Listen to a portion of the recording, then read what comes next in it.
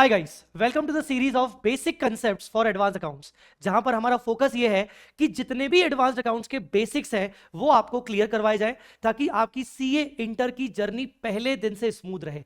ठीक है, तो चलिए शुरू करते हैं। आज के इस वीडियो में हम बात करेंगे difference between reserves and provisions. बहुत सारे बच्चों को इसमें कंफ्यूजन होता है और कई बार बच्चे रिजर्व्स और प्रोविजन को एक ही समझ लेते हैं, जबकि इन दोनों में बहुत बड़ा डिफरेंस है।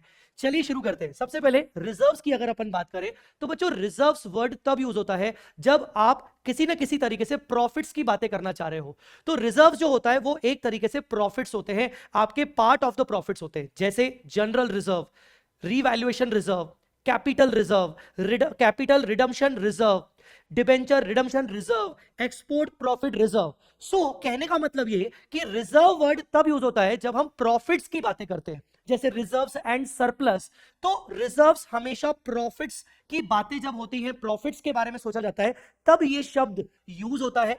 और इस वजह से हम इस रिजर्व्स को, जितने भी रिजर्व्स होते हैं, हम इनको प्रेजेंट करते हैं बैलेंस शीट में इक्विटी एंड लाइबिलिटी साइड में, रिजर्व्स एंड सरप्लस के हेड में। अब रिजर्व्स एंड सरप्लस का हेड कहां पर आता है ये आप मुझे बताइएगा कमेंट में। इक्विटी एंड लाइबिलिटी साइड में रिजर्व एंड सरप्लस का हेड कौन से हेड के बाद आता है ये आप मुझे जरूर बताइएगा एज पर शेड्यूल 3। तो रिजर्व्स का मतलब आई होप आप समझ गए होंगे। अब बात करते हैं प्रोविजन। तो कहने का मतलब यह कि रिजर्व्स और प्रोविजन दोनों एक ही वर्ड नहीं है। बात करते हैं प्रोविजन। प्रोविजन को भी हम समझने के लिए दो हिस्सों में डिवाइड करेंगे। प्रोविजन दो टाइप से हो सकता है, एक आउटफ्लोज के नेचर का प्रोविजन, एक्सपेंसेस करने का प्रोविजन, जैसे आपने शायद एक कंसेप्ट पढ़ा होगा, प्रूडेंस कंसेप्ट, कंजर्वेटिज्म अप्रोच।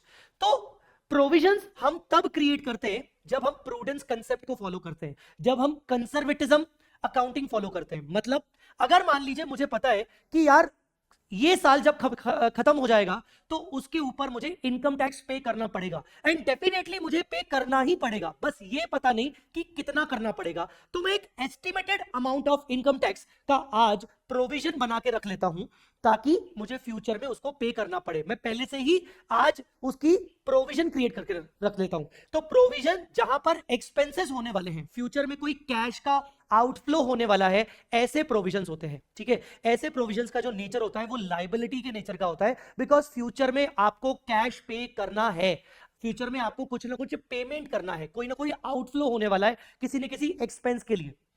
एक और नेचर ऑफ प्रोविजन होता है जो कि इससे थोड़ा सा डिफरेंट होता है, जिसको आप लॉसेस के नेचर का प्रोविजन बोलते हो। लॉसेस के नेचर का प्रोविजन, जिसको आप जानते हो provision for bad and doubtful debts, नाम तो सुना ही होगा।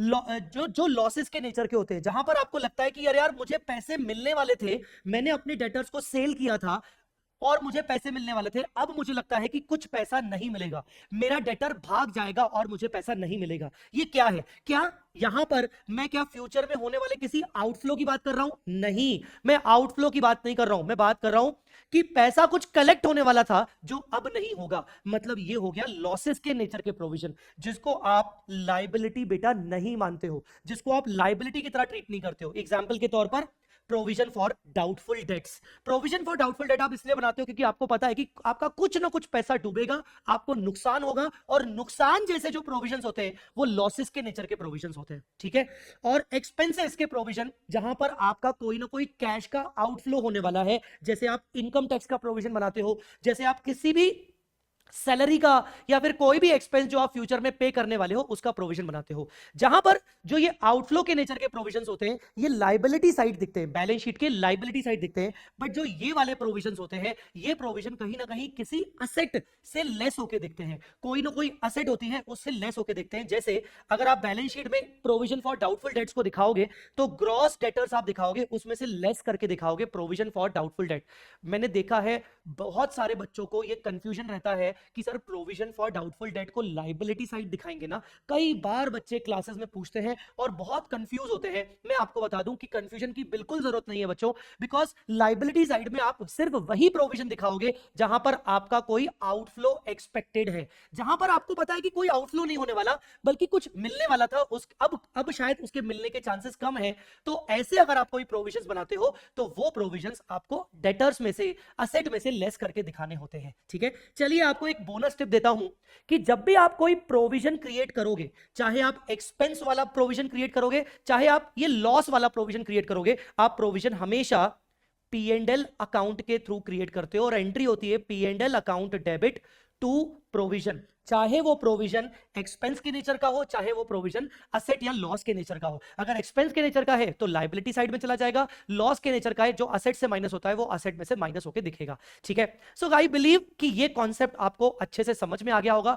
बच्चों ये कॉन्सेप्ट आपको इंटर में कई सारे टॉपिक्स में काम आता है, और जब बातें होती है ना इनके बारे में, और जिन बच्चों को इसके कॉन्सेप्ट अच्छे से नहीं आते वो बच्चे बेचारे बहुत कंफ्यूज हो जाते हैं, और जब हायर वर्जन की बातें चल रही होती है तो उस पर उनका ध्यान नहीं जाता है। आई बिलीव ये लेक्चर, ये वीडियो देखने के बाद आपको आपके सारे डाउट्स क्लियर हो चुके होंगे। ऐसे ही कई सारे और भी कंफ्यूजन होते होंगे, आप मुझे कमेंट में जरूर बताइएगा कि आप कौन से पर्टिकुलर कंसेप्ट पर चाहते हो कि मैं वीडियो बनाऊं। मैं डेफिनेटली वो कंसीडर करूंगा और आपके लिए वीडियो बना के लेके आऊंगा। वीडियो पसंद आया तो शेयर जरूर करना, और अपने उन सभी जूनियर्स के साथ भी शेयर करना जिनको आपको पता है कि वो फाउंडेशन से इंटर में आने वाले हैं और उनको ऐसे वीडियोस की बहुत हेल्प होने वाली है। चलिए, टेक केयर, बाय बाय। एक और बात, RDD, reserve for doubtful debt. बच्चों 11th 12th और फाउंडेशन तक हो सकता है तुमने ये शब्द पढ़ा हो, प्रोविजन फॉर डाउटफुल डेट को आरडीडी भी कहा जाता है, बट मैं आपको बता दूं कि ये सही शब्द नहीं है। हाँ, ये सही शब्द नहीं है, भले ये किताबों में लिखा हुआ है, पर इसको रिजर्व फॉर डाउटफुल डेट कह के बिल्कुल कंफ्यूज मत होना। आप हमेशा वर्ड यूज करोगे प्रोविजन फॉर डाउटफुल डेट, क्योंकि मैंने आपको बताया था कि रिजर्व वर्ड हमेशा प्रॉफिट्स के रिस्पेक्ट में यूज होता है। आई होप आपको समझ में आ गया होगा।